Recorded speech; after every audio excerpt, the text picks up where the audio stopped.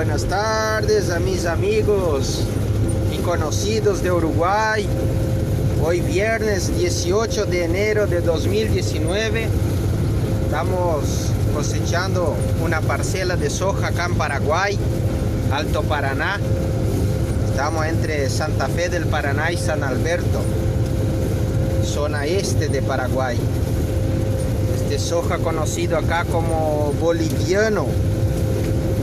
Está con un rinde de 4.500 kilos por hectárea o más, porque ya hemos cosechado otras parcelas de 4.500 y este visualmente está mejor.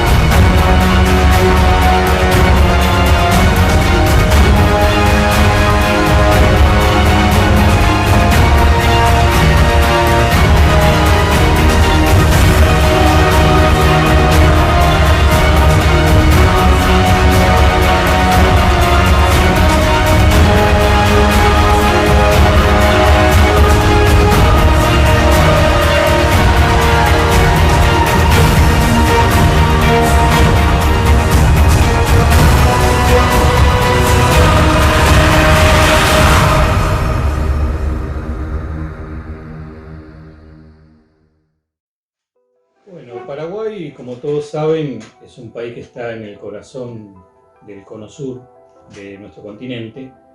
Está atravesado de norte a sur por el río que lleva el mismo nombre, río Paraguay, y está la importancia de este río que divide al país en dos grandes regiones ecológicas. Por un lado, la región occidental, conocida también o llamativamente por la baja población, el 3% de la población de Paraguay vive en ella, mientras que el resto, la enorme mayoría, está en la denominada región oriental. La región oriental es la más productiva, la de mejor suelo, lo que se llama el corazón agrícola de Paraguay, y en esta región vamos a encontrar departamentos como Alto Paraná, Amambay, Itapúa, San Pedro, ¿sí?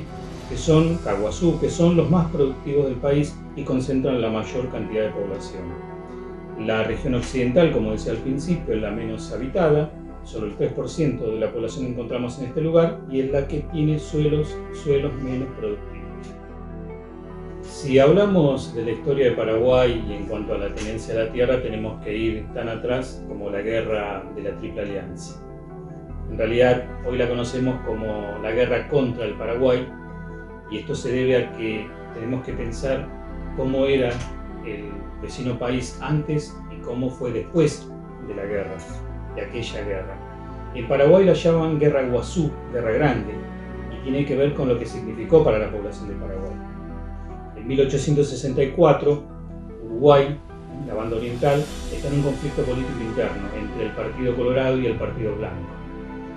El Partido Blanco gobernante funciona como aliado de Francisco Solano López, quien era por entonces presidente de Paraguay, mientras que el Partido Colorado, porque quiere generar una conspiración para desplazarlo, cuenta con el apoyo de Brasil, del Imperio de Brasil, el Imperio de Pedro II. Comienza a haber una serie de luchas diplomáticas en la región del Plata. Desde la época de la independencia hasta esta guerra se mantuvo todo más allá de los conflictos por la situación diplomática, pero llega el momento en que el Partido Colorado, con el apoyo de Brasil, da el golpe de Estado en Uruguay y el gobierno blanco es desplazado.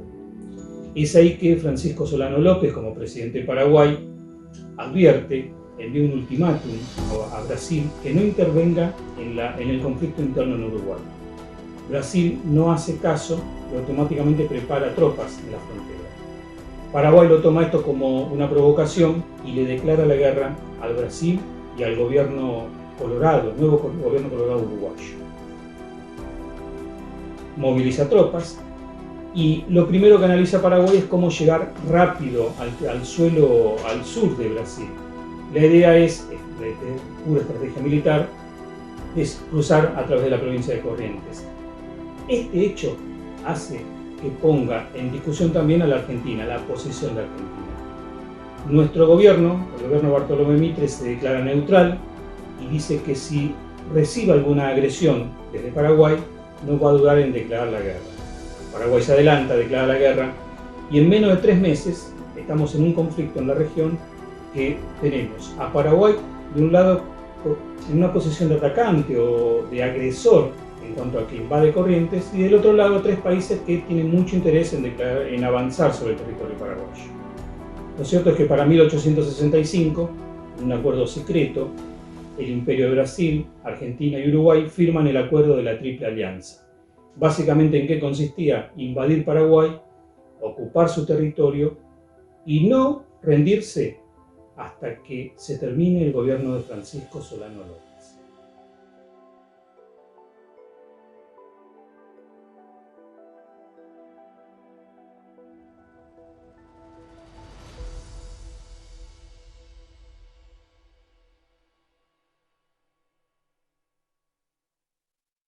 Si pensamos en las causas de la guerra Guazú, como llaman en Paraguay, o guerra de la Triple Alianza, lo que tenemos que pensar es cómo era la posesión o tenencia de la tierra antes de la guerra y cómo es después de la guerra. Hasta la guerra del Paraguay, la tierra en el vecino país funcionaba en pequeñas parcelas o chacras que el gobierno paraguayo le otorgaba a los campesinos, a cambio de una producción, es decir, trabajo por tierra. Era la condición que ponía el gobierno de Solano López para entregar parcelas de tierras no más de 20-30 hectáreas por grupo de familia. Terminada la guerra contra el Paraguay, vencido el gobierno paraguayo, pierde no solo el 60% de la población masculina adulta, sino que además las condiciones sobre la tenencia de la tierra la van a imponer los vencedores, es decir, Brasil y Argentina. A tal punto que después de la guerra, después de 1870, grandes miles, millones de hectáreas pasan a manos de terratenientes. De hecho, o llamativamente o no, la mayoría de los terratenientes eran de origen brasileño, argentino y británico. Es decir, Paraguay antes de la guerra era una economía autosuficiente que no pedía préstamos al exterior, con pequeñas chacras. Después de la guerra es un país sometido a terratenientes que tienen la mayor cantidad de la tierra bajo su propiedad. Si miramos la historia de Paraguay durante el siglo XX, uno de los momentos más trágicos para el país vecino es la extensa dictadura del general Alfredo Stroessner, que gobernó de 1954 hasta 1989.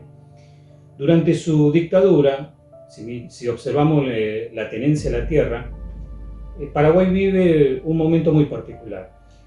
El dictador Stroessner lleva adelante en el año 1963 la aprobación de lo que él llamó el Código Rural. En realidad el Código Rural estaba pensado como reforma agraria, es decir, el reparto de la tierra entre los campesinos para producir.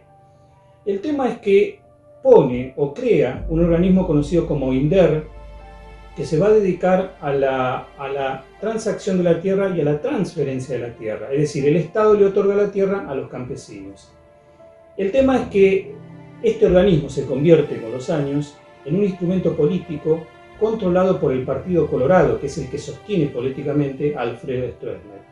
Se convierte en una especie de favor político para aquel que colabora con el partido. En definitiva, las tierras terminaron en manos de militares cercanos al poder, allegados en general, y campesinos también relacionados con el Partido Colorado.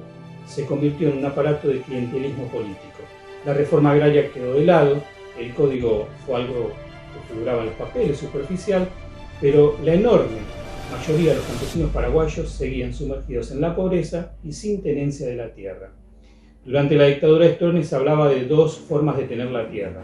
una conocida como derechera, es decir, el derecho a tener la tierra, pero la condición es esta que decía yo, ¿no? Estar bien con el político de turno o el partido político. Y otra era la garantía de que uno iba a trabajar y producir en la tierra. Bien, en ambos casos siempre dependía del Estado, nunca un campesino era propietario, nunca hubo un título formal en cuanto a la tierra, siempre quedaba bajo el control único del Partido Colorado. Si pensamos en la sojización y en la década del 90 en Paraguay, o lo que los paraguayos llaman el boom sojero, también llega la etapa de las fumigaciones al suelo paraguayo. En el país vecino las fumigaciones se llevan adelante a través de aviones y también de forma terrestre a través de tractores fumigadores. Lo cierto es que la población, al poco tiempo de que se implementó este sistema en Paraguay, observaba que generaba problemas de salud, problemas en los animales, problemas también en cuanto que la población terminó huyendo de estas fumigaciones.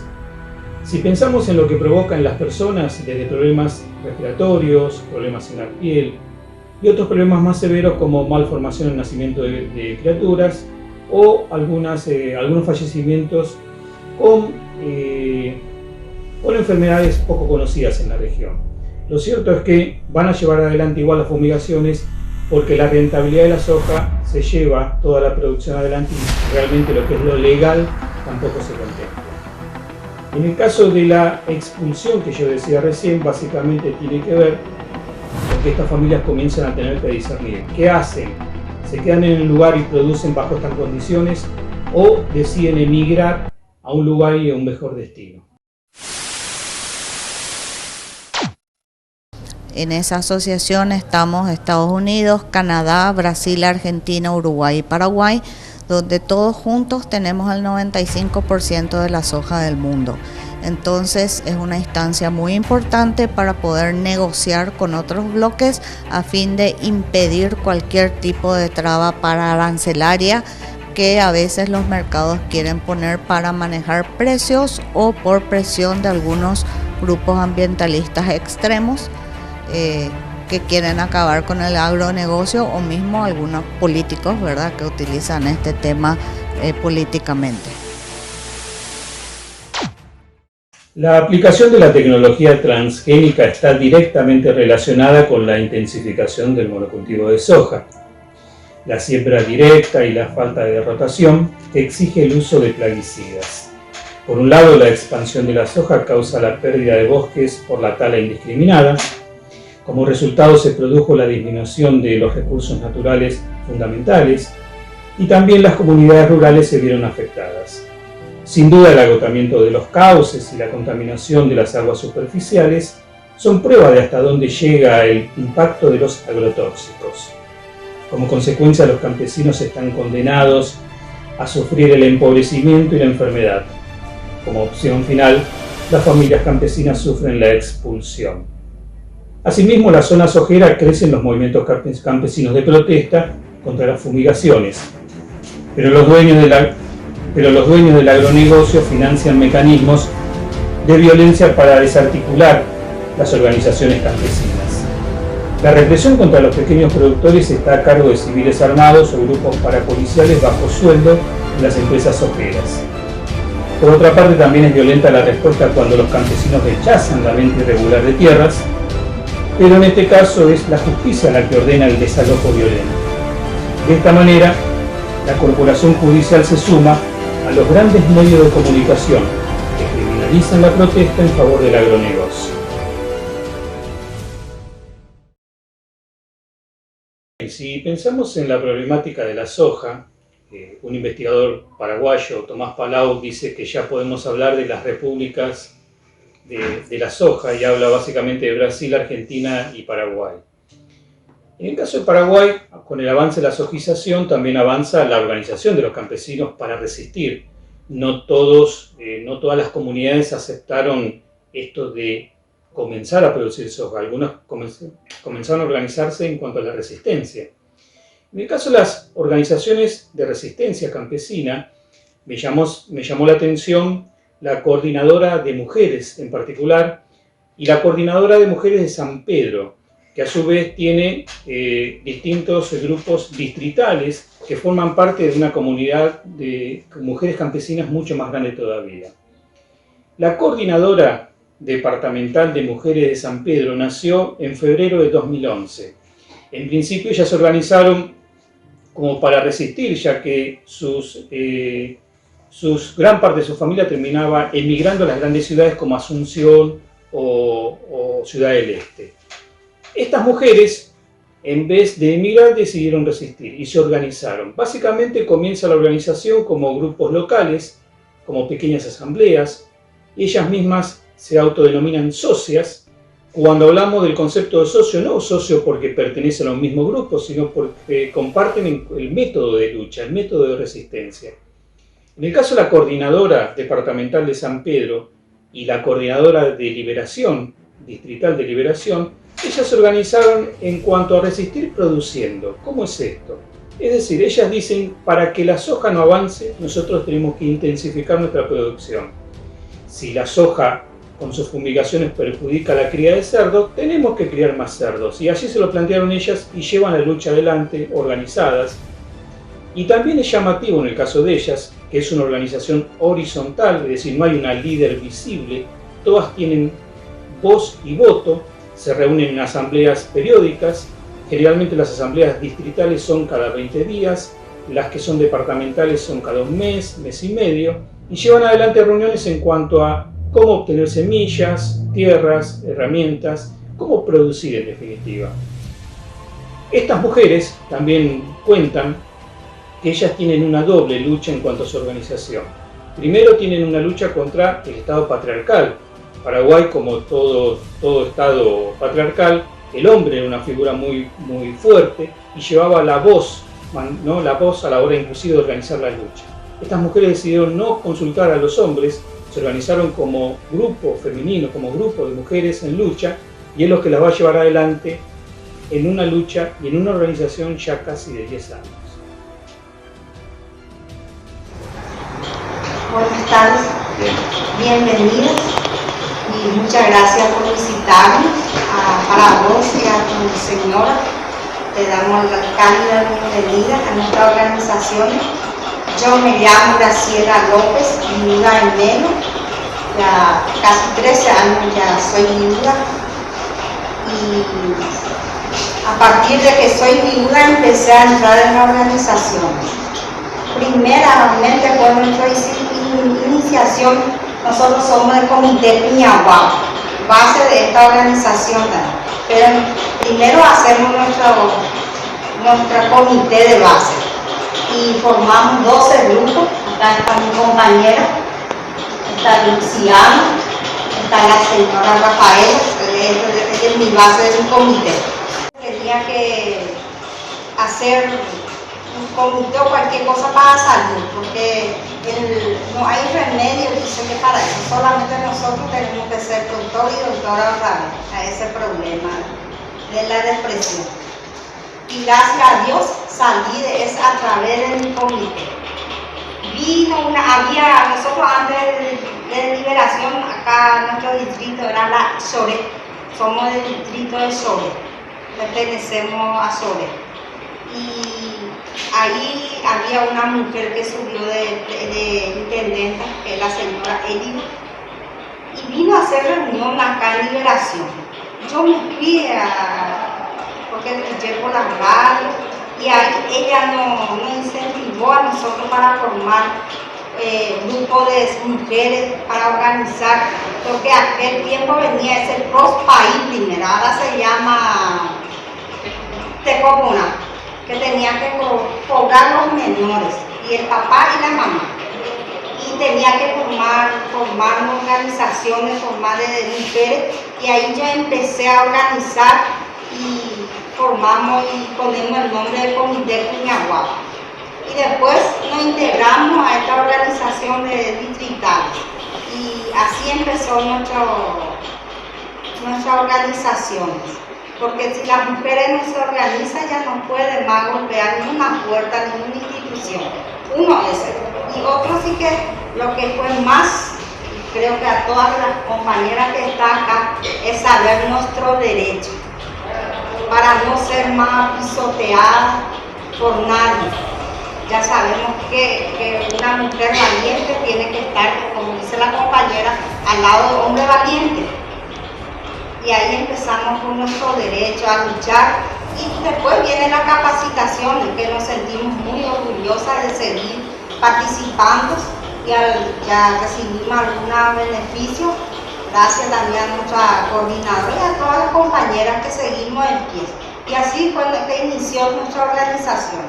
Y yo me siento muy orgullosa y estoy satisfecha de esta organización. Y nada más, si alguna compañera quiere informar más, le dejo la palabra a ella. 309 mujeres a nivel departamental, pero acá a nivel distrital somos 95 mujeres, 6 bases, que serían 6 comunidades, como hicimos hace rato la visita, serían 6 comunidades con diferentes bases. De Cuñahuapa, la señora de Catucurí, cada comité San Antonio, Virgen de la Asunción, y de esa base nace otra vez la Coordinación Distrital de Mujeres de Liberación. Y de ahí nos sumamos a la departamental, y ahí estamos 3 distritos que somos 309 mujeres. Bien. Saben ustedes que además gran parte del trabajo que venimos a hacer con Alejandra tiene que ver con el impacto del proceso de sojización, del avance de la soja. Y se anima a contarme cómo impactó en el caso de ustedes, de las familias, en el caso con la comuna. ¿Alguna se anima a contarme algo? ¿No? Yo tengo una experiencia aparte de eso. Nosotras, o sea, con mi familia nos mudamos hace como 8 o 9 años en este distrito. Anteriormente nosotros estábamos en Choré, teníamos un terreno de 10 hectáreas, pero al lado del avance de soja es que nos hizo esa migración para poder venir a esta ciudad. Estábamos en medio de 40, 50 hectáreas de soja, llegamos a venir acá, salimos de ahí, otra vez nuestro terreno se quedó en manos de los extranjeros. Vinimos, después de venir 7 años, mi papá se enfermó, le agarró leucemia, cáncer de la sangre. Fuimos, estuvo 4 meses con quimioterapia y su biopsia fue a consecuencia del agrotóxico. Mi papá falleció hace 2 años, hace poquito, hace 2 años, y esa es una experiencia no muy grata, ¿verdad? Porque mi papá, según su biopsia, fue diagnosticado que su leucemia no fue porque era heredado, sino que era problema de agrotóxico, que en ese momento todo eso se iba cambiando porque era de personas de tercera edad, y que el cambio también porque todo lo que consumimos ahora ya tiene todo agrotóxico y que ellos, su cuerpo no estaba todavía acostumbrado a eso, que anteriormente la comida era más natural, todo eso. Y después a nosotros, por ejemplo, difícil me puede agarrar leucemia por la comida, por el agrotóxico, porque yo ya crecí con eso, porque ya agarró, ya estaba más avanzado, pero para ellas y más en la clínica nos decía que más vienen personas así que son de tercera edad, porque su cuerpo no está más adaptada a la nueva, que ya venimos creciendo con esto agrotóxico. Esa era una experiencia que nosotros salimos después de muchos años que ellos resolvieron dejar su tierra y venir a esta ciudad. Que cuando eso también todavía era Choré, pero era más lejana, por acá no había mucho todavía. Llegamos a venir acá, pero después se independizó Liberación y quedó como un distrito también. Ya no era Choré. Y ahí era, mi papá estando ya acá, falleció de ese. Y tenemos la cruz hasta hoy que nosotros mandamos hacer, porque toda la familia tenía que hacer esa prueba, porque esa enfermedad era hereditaria. Si yo tengo, pues posiblemente mi hermana tenga también, ¿verdad? Pero eso no fue por esa consecuencia, sino que salió que fue por el agrotóxico. Esa es una experiencia mía. Desde ahí nosotros compartimos mucho. Yo hace 3 años que me incorporé a la organización. Anteriormente mi mamá era que estaba como socia donde yo soy, que es Virgen de la Asunción, mi base.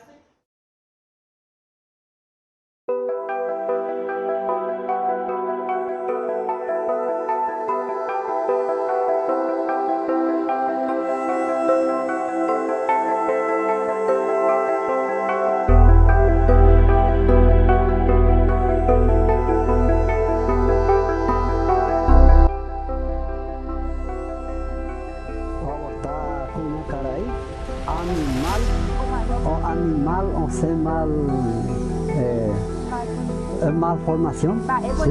Vaca, por ejemplo, ¿sí? Porque cuando a gente tem imitar, eu perder a vista, putan balas esa primera. No, upea la noche había te mayores. Después yo solución y hago ore allá. Ore upea lo calcular con la veneno ya. No sabéis más. Pues dejando joder la escuela.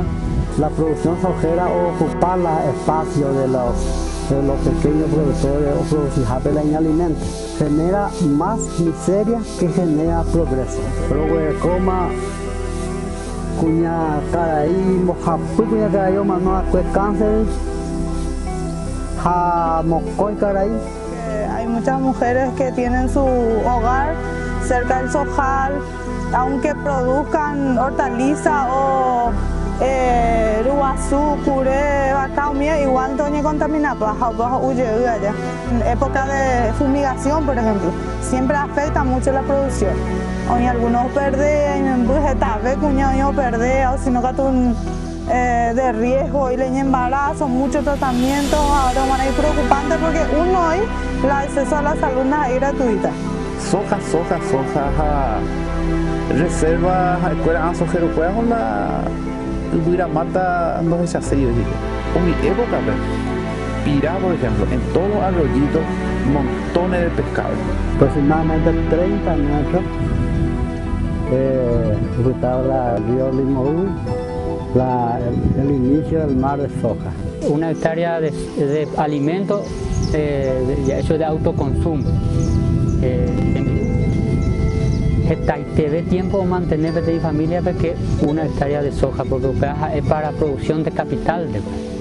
Después de transgénico se cocoa, ni un transgénico. Pero o se va y pan de la producción ahí. Pero un año tuve oye a pama ya de cota año tu la coño tu soja voy a transgénico a semilla o surupebe la veneno todo lo ya surupán. Animal mía, pato mía, orendo de coima, mano baita. Por una vez hubo la Fiscalía de Medio Ambiente, pero no hay. Arroyo, por ejemplo, arroyo con arroyo limón, arroyo yararaco, por Ipira. El problema permanente en la escuela en gran escala es la plantación de soja. En el 2015, 2016 por lo menos, desde que se inauguró el consejo, con dos escuelitas por la exigencia de la ministra en aquel tiempo, la fuente. Es la necesidad económica demasiado obligada porque yo voy a mantener con la cuaderno y mi yo voy a mantener con la mochila, mi hija zapato, mi la hora de mi tacuera, y que tu mamá la escuela jaupea o obliga a los compañeros campesinos que tu mamá o arrendar la dibuja y que tu mamá ocultar mano de sojero por la pequeña finca ya. Los pequeños compañeros campesinos ya no le cobran opción. Tal así que o vender, mantenerle pedazos de tierra y que tu mamá o migrar hacia la ciudad en busca de mejores oportunidades. Pero aprovechar ya supe el abandono del Estado, va a aprovechar para ir a partir de 1985, Naciones Unidas comienza a hablar de un nuevo tipo de refugiado. Van a mencionar que existe el desplazado ambiental como movimiento de personas que huyen por desastres naturales.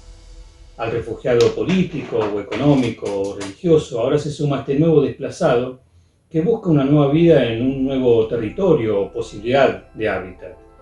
En este caso tenemos, según la ONU, dos tipos de desplazados ambientales. El que huye de los desastres naturales, como puede ser un volcán, inundaciones, sequías, o el que huye de un desastre ambiental provocado por el propio humano. Puede ser un derrame de petróleo o puede ser fumigaciones. Si observamos este detalle, tenemos que preguntarnos si en el caso de Paraguay no estamos frente a desplazados ambientales. Tenemos comunidades de poblaciones campesinas que huyen a las grandes ciudades y huyen básicamente las enfermedades que le provocan las fumigaciones.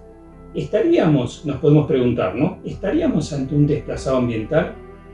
Pensemos en estas mujeres que luchan para resistir en la Coordinadora de Mujeres. Huyen algunas y otras deciden quedarse, luchar, organizarse, luchar por sus tierras, por sus animales, por sus vidas. En definitiva, en este caso quedaría por observar si estamos en Paraguay también ante lo que la ONU define como desplazados ambientales.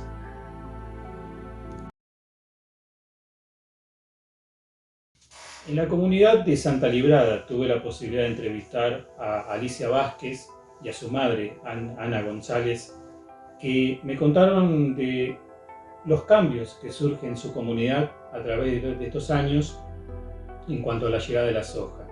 Ellas mismas cuentan de cómo sienten que van perdiendo territorio y van perdiendo familiares que emigraron, pero también dejan presente ese espíritu de lucha por seguir resistiendo por la tierra. Cuando las dos deciden darme la entrevista es precisamente porque lo quieren describir juntas. ¿Recuerdan cómo era antes de que llegara la soja a este lugar? Antes de que llegaran los grandes sembrados. ¿Se acuerdan cuando estaban esas familias que ustedes dicen que se fueron? ¿Cómo era la vida acá? Sí. ¿Cómo era la vida en comunidad? Sí. Y anteriormente era más tranquilo porque viste que con la siembra de algodón y tabaco, maíz, todo tenían, pero y no había necesidad de irse a otro lado ni uno para que pueda vender su lugar y irse a rebuscarse a otro lado. Y después muchas veces las necesidades también nos obligan a hacer cosas que de repente afecta a toda una comunidad, porque no solamente a una partecita, sino a la comunidad entera. Bien. ¿Te animás a describir en qué lo afecta a toda la comunidad? Y en el sentido de la contaminación, porque por lo menos esta planta de pomelo que tenemos acá muchas veces ya no produce lo que tiene que producirse, porque vienen los bichitos y no sé cómo te chupa y antes de tiempo ya se cae todo y uno ya no le aprovecha como tiene que ser, ya no es natural y las hojas de los árboles empiezan a ponerse bien negros, llenos de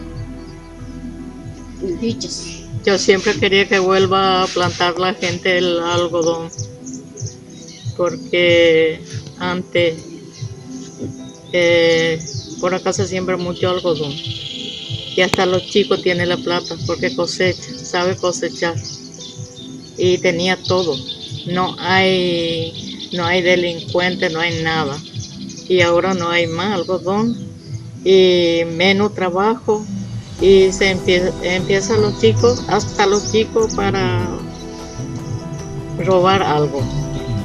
Y ya se siguen todos ya, jóvenes, hasta adultos, porque no sabe qué va a hacer.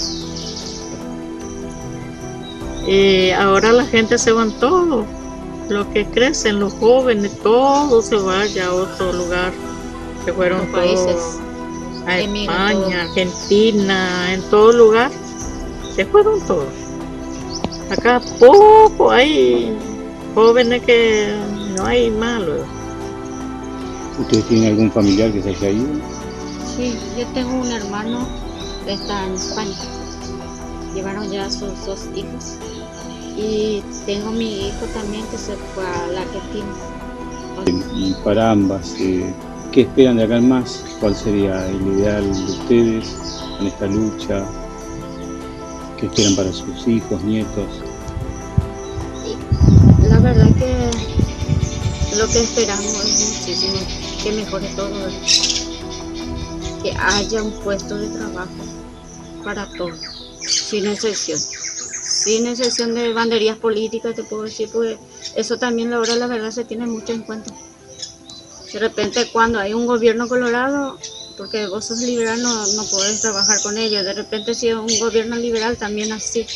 Y entonces cuando eso termine a lo mejor sería magnífico, pero no creo.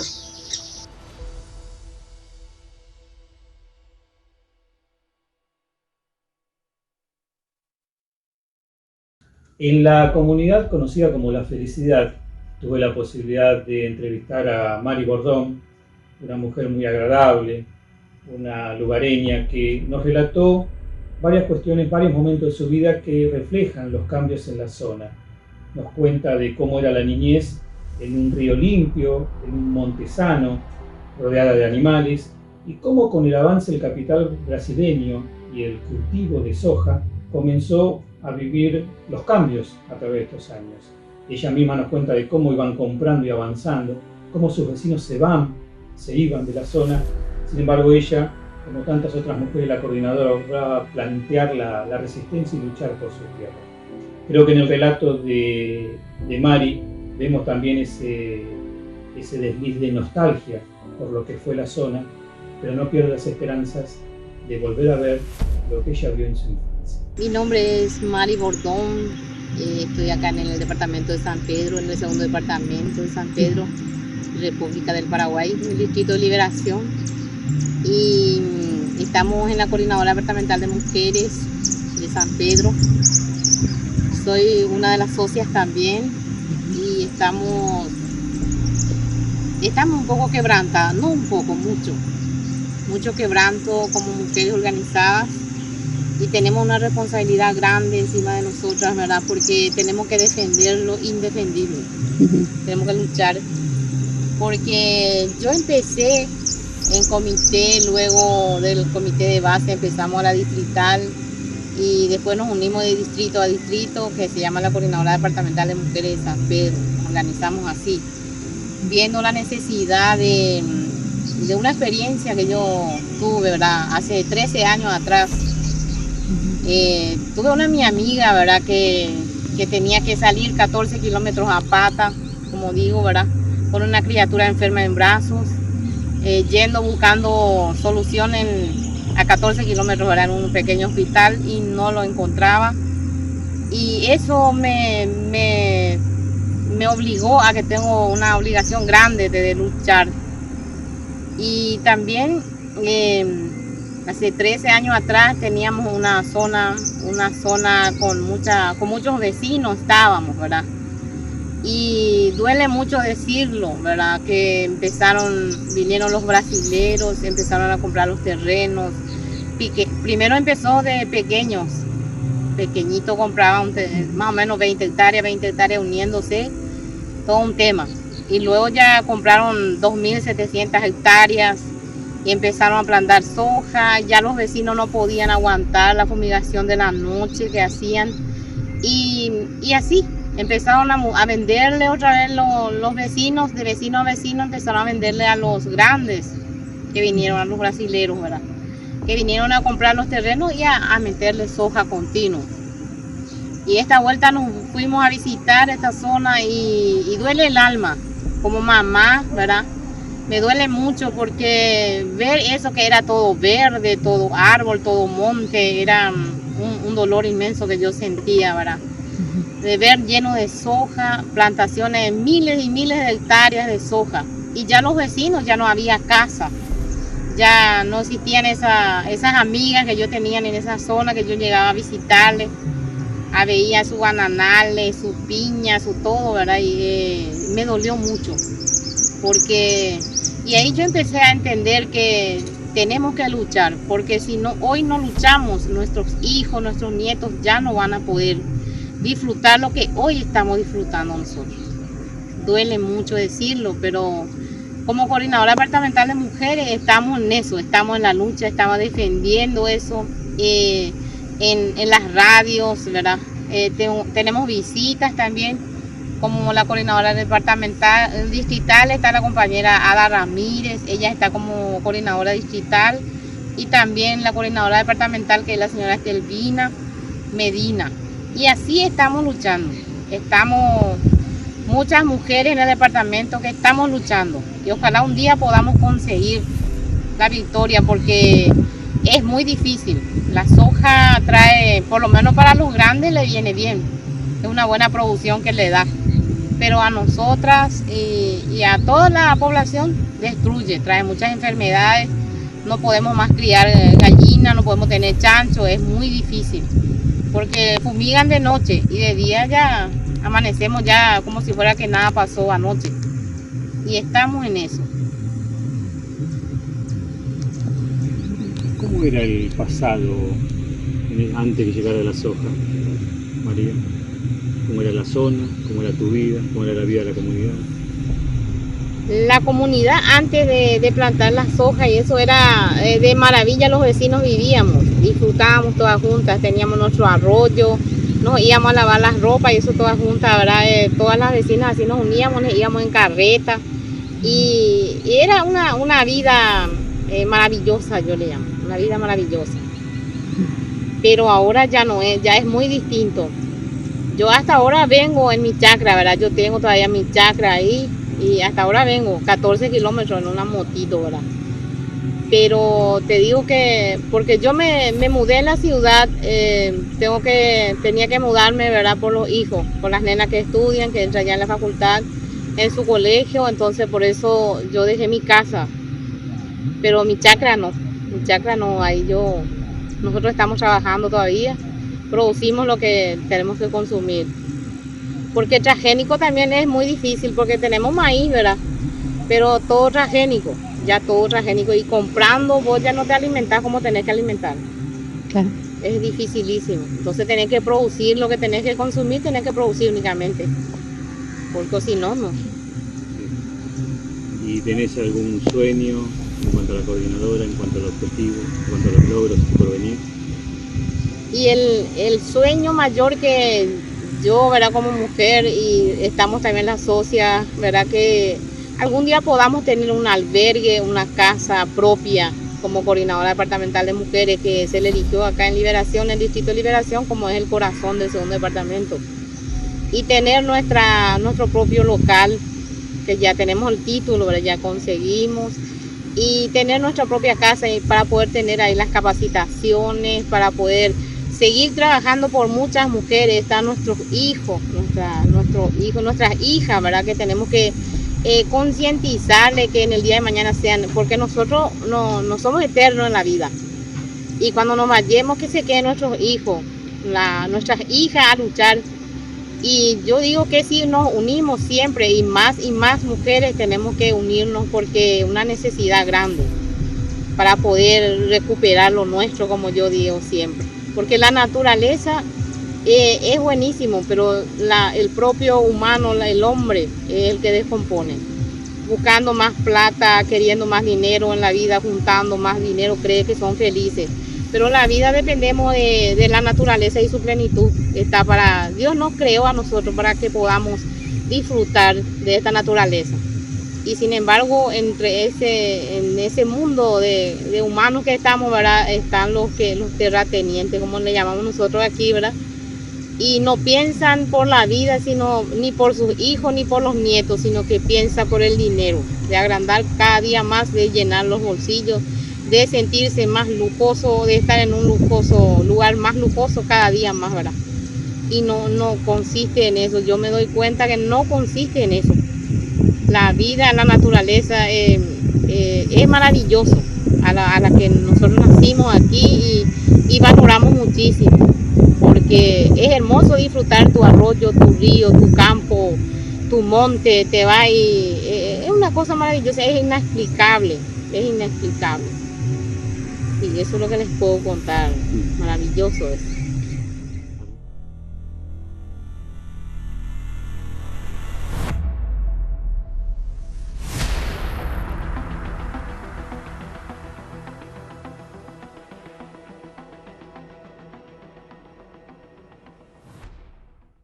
Si pensamos en la sojización y en la década del 90 en Paraguay, o lo que los paraguayos llaman el boom sojero, también llega la etapa de las fumigaciones al suelo paraguayo. En el país vecino las fumigaciones se llevan adelante a través de aviones y también de forma terrestre a través de tractores fumigadores. Lo cierto es que la población, al poco tiempo de que se implementó este sistema en Paraguay, observaba que generaba problemas de salud, problemas en los animales, problemas también en cuanto que la población terminó huyendo de estas fumigaciones. Si pensamos en lo que provoca en las personas, desde problemas respiratorios, problemas en la piel y otros problemas más severos como malformación en el nacimiento de criaturas o algunos fallecimientos con enfermedades poco conocidas en la región. Lo cierto es que van a llevar adelante igual las fumigaciones porque la rentabilidad de la soja se lleva toda la producción adelante y realmente lo que es lo legal tampoco se contempla. En el caso de la expulsión que yo decía recién, básicamente tiene que ver con que estas familias comienzan a tener que discernir qué hacen, se quedan en el lugar y producen bajo estas condiciones o deciden emigrar a un lugar y a un mejor destino. En esa asociación estamos Estados Unidos, Canadá, Brasil, Argentina, Uruguay y Paraguay, donde todos juntos tenemos el 95% de la soja del mundo. Entonces es una instancia muy importante para poder negociar con otros bloques a fin de impedir cualquier tipo de traba arancelaria que a veces los mercados quieren poner para manejar precios o por presión de algunos grupos ambientalistas extremos que quieren acabar con el agronegocio, o mismo algunos políticos, ¿verdad?, que utilizan este tema políticamente.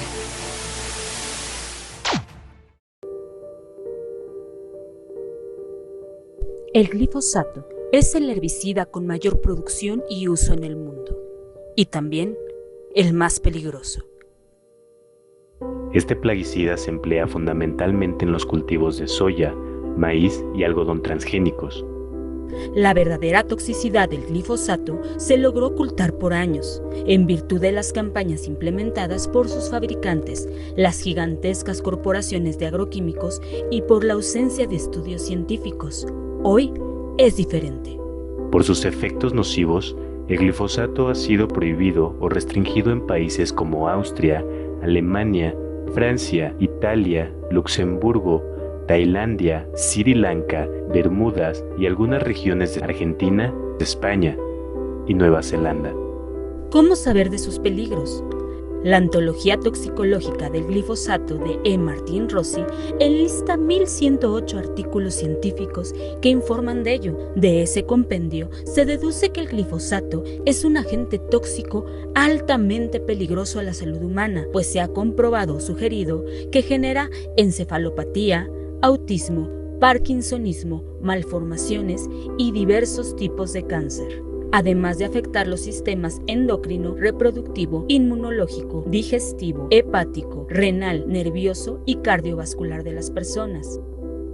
La Organización Mundial de la Salud ha declarado al glifosato como probablemente carcinogénico para los humanos. Además, el glifosato resultó tóxico para diferentes especies de crustáceos, moluscos, oligoquetos, algas, hongos, fitoplancton y zooplancton, anfibios, tortugas, arácnidos, aves, mamíferos y, lo más preocupante, a insectos benéficos y polinizadores.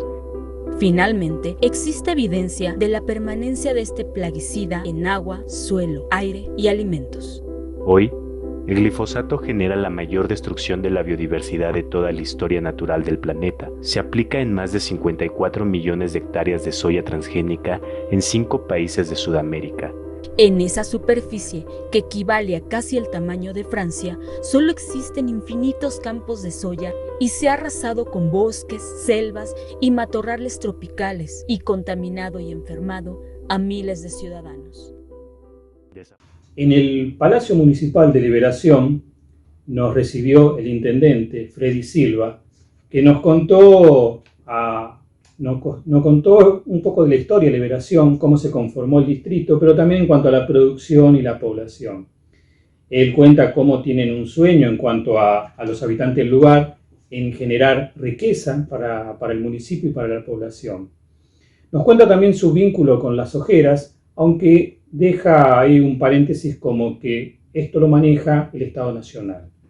Es interesante también en el caso de Freddy Silva que, a diferencia de las mujeres, la coordinadora, que él habla desde la autoridad, no se lo ve tan suelto de palabras, pero también es importante destacar que no solo lo importante de su relato estuvo en la entrevista, sino fuera de la entrevista también. ¿Tienen algún vínculo ustedes con estas compañías brasileñas que tienen la tierra, la soja? ¿No hay alguna relación? ¿Dialogan con ellos? ¿O ellos simplemente hablan con la autoridad a nivel distrital? Tenemos relaciones con ellos, pero relaciones así de trabajo para beneficio comunitario. Muchas veces solemos hablar. Pero el tema de la plantación de soja, directamente ellos trabajan con la gente del Senado. Y a lo largo de tu lucha junto a la comunidad, ¿es mucha la gente que se fue, que emigró? de acá de Liberación? Y creo que ahora mismo nada, no es mucho en este 2 años y algo que me toca administrar. Ahora sí que vienen, porque muchas veces la gente se va a Argentina. Sí. Es nuestro famoso Europa Argentina, y hoy en día se está volviendo mucho por la situación que está también en Argentina. Sí. Ahora hay muchos que regresan, que me llaman, que me piden oportunidades de trabajo, que quieren volver otra vez a su distrito, a su departamento, porque allá no hay, por la situación que está Argentina económicamente. Entiendo. Bueno, gracias. La Coordinadora Departamental de Mujeres, es bueno recordar, nace en 2011 en el contexto del gobierno de Fernando Lugo en Paraguay. Eran tiempos con aire progresista, donde desde el propio gobierno se fomentaba la organización de mujeres, no solo para resistir, sino para producir, para que la tierra logre producir, y logre producir no transgénico. Es bueno recordar que hasta la llegada del gobierno de Fernando Lugo en 2008, las represiones contra campesinos eran violentas y los desalojos violentos ordenados por la justicia eran la orden del día. En ese periodo de Lugo es donde el gobierno comienza a dialogar con los campesinos y no se producen tantos desalojos violentos como lo vimos hasta ese entonces. Llegado 2012, todos conocemos que el gobierno de Lugo es destituido, su presidencia es destituida por el Senado en una sesión que el propio Fernando Lugo calificó como un golpe de Estado, y es bueno recordar que todo llegó a su fin luego de la masacre de Curuguatí. 50 familias ocupaban un determinado predio de tierras, la justicia ordena el desalojo violento, el grupo GEO, preparado como grupo para luchar contra terroristas o narcotraficantes, es decir, un grupo sofisticado y armado, es enviado para desalojar a los campesinos, y en el camino son emboscados por un ataque que hasta el día de hoy no se sabe bien quiénes fueron. Lo cierto es que provocan la muerte de 6 policías en la carretera. Saben ustedes que la policía avanza, llega al predio y sin mediar palabras abren fuego sobre los campesinos, asesinando a 11 campesinos en el lugar, una veintena de heridos. Lo cierto es que este hecho, conocido como la masacre Curuguatí, es el que toman los grupos golpistas para destituir a Fernando Lugo. Y destaco todo este proceso porque en este contexto es que surgen las coordinadoras de mujeres que finalmente llevan adelante la lucha por la tierra. Y en Marina Cue se recordaron 9 años de la masacre de Curuguatí, aquel episodio sangriento en el que murieron 17 compatriotas, 6 policías y 11 campesinos, que ocasionó un tembladeral político que acabó con el gobierno de Fernando Lugo vía juicio político. En el lugar se dio un oficio religioso que estuvo a cargo de Monseñor Mario Melanio Medina. Bueno, estaban ahí, por supuesto, familiares de las personas que perecieron en el sitio. Vamos a recordar aquellos días, aquellos momentos con este material.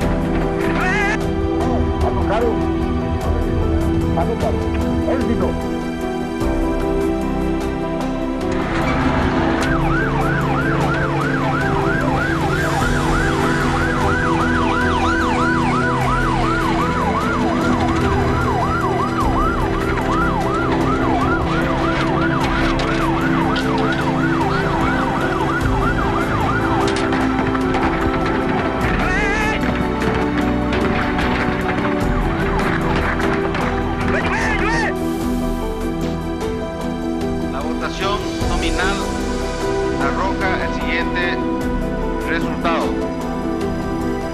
2 ausentes, por el rechazo 4 votos y por la condena 39 votos.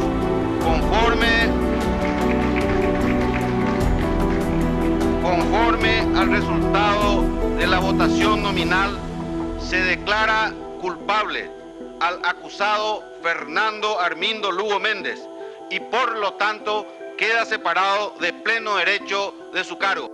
Hoy no es Fernando Lugo el que es destituido. Es la historia paraguaya su democracia, la que ha sido herida profundamente, en la que han sido transgredidos todos los principios de la defensa, de manera cobarde, de manera alevosa, y espero que sus ejecutores tengan presente la gravedad de sus hechos. Salgo por la puerta más grande de la patria, por la puerta del corazón. Me someto a la decisión del Congreso y estoy dispuesto a responder siempre con mis actos como ex mandatario nacional. Vengo a ratificar mi voluntad irrestricta de respetar las instituciones democráticas, el Estado de Derecho, la vigencia de los derechos humanos y el compromiso de honrar las deudas y los compromisos asumidos por el gobierno.